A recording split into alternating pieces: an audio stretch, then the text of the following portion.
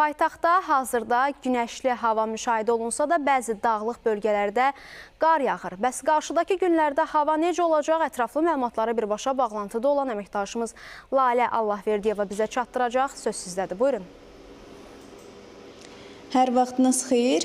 Son günlərdə qışın soyuğunu daha dərindən hiss edirik. Hələ ki, havanın dəyişkən buludlu olacağı, əsasən yağmursuz keçəcəyi gözlənilir. Bəs bayram günlərdə havanın temperaturu necə olacaq? Bu barədə ətraflı məlumatı Milli Hidrometeorologiya Xidmətinin Proqnozlar Bürosunun direktoru Gülşad Məmmədova çatdıracaq. Buyurun Gülşad xanım.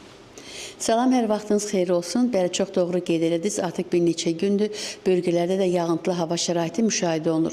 Bugün dekabrın 30-u və sabah 31-də Bakıda Abşeron yarımadasında və bölgələrdə hava şəraitinin sabit, gün ərzində əsasən yağmursuz keçəcəyi gözlənilir. Lakin 31-i axşam dağlıq ərazilərdə, biri gündüzdən ikisi axşamadək isə əksər bölgələrdə yağıntılı hava şəraiti müşahidə olunacaq. Dağlıq və dağ-təyi rayonlarda isə qar yağacaq. Ayrı-ayrı yerlərdə yağıntıların qısa müddətli intensivləşəcəyi ehtimal olunur. İkisi axşam saatlarından başlayaraq yağıntılar tədricən kəsiləcək, üçündə əsasən yağmursuz hava şəraiti müşahidə olunacaq. Eləcə də Bakıda Abşeron yarımadasında qeyd etdiyimiz kimi 30 və 31-də əsasən yağmursuz hava şəraiti proqnozlaşdırılır. Mülayim cənub-qərb küləyi arabir güclənəcək.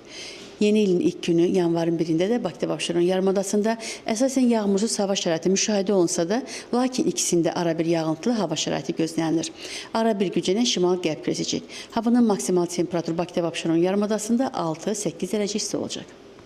Təşəkkürlər. Əlavə olaraq da qeyd etmək istəyirəm ki, bəzi bölgələrdə yolların gecə və səhər buz bağlaması ehtimalı var. Bu baxımdan da sürücüləri ehtiyatlı olmağa çağırırıq. Hələlik bizim çatdıracaqlarımız bu qədərdir. Buyurun, söz yenidən sizdədir. Təşəkkür edirik sizə hava ilə bağlı ətraflı məlumatlara görə.